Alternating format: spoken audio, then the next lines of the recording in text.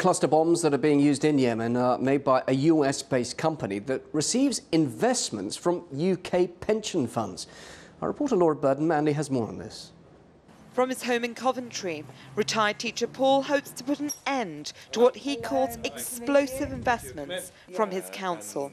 He tells me his local authority is one of 7 that oversees the West Midlands Pension Fund, which invests over £100 million per year into weapons companies. I put those lists of investments together and with the list of arms producers, and discovered that 40 or 50 of them were present in the West Midlands.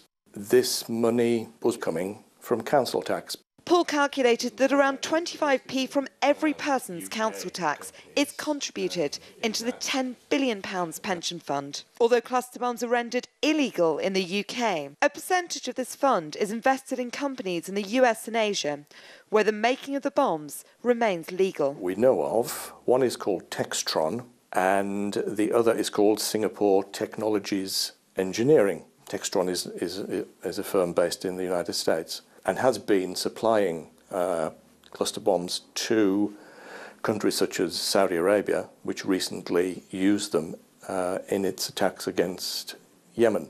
I wrote to the fund manager to ask why they continue to invest in companies abroad that make bombs rendered illegal here in the UK.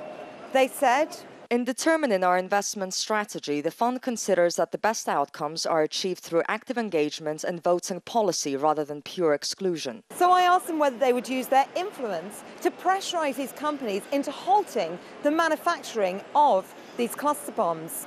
They responded, "The fund does not wish to comment further on this matter." Under UK legislation, it is illegal to directly fund cluster bombs, but activists say these councils have found a loophole, as British law doesn't prohibit indirect funding of the bombs, something human rights groups say needs to change. Now that we know these loopholes exist, the government needs to shut them down as soon as possible. But of course, part of the issue is that the government works pretty hand in hand with the arms companies as well. We know that arms company interests are always represented in the corridors of power. The deadly arsenal of cluster bombs has been deployed in Syria, Ukraine, Gaza and Yemen, and continues to cause casualties in Laos half a century after the weapons were dropped on civilians. Paul believes that because local pension investments are relatively small, less than 1% of the overall fund, it would be easy for the council to switch to more ethical companies. We have written to councillors, we have lobbied councillors, we've had face-to-face meetings, we had a petition.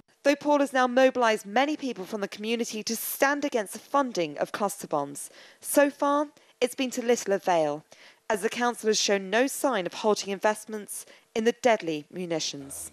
Laura Burden-Manley, RT, Coventry.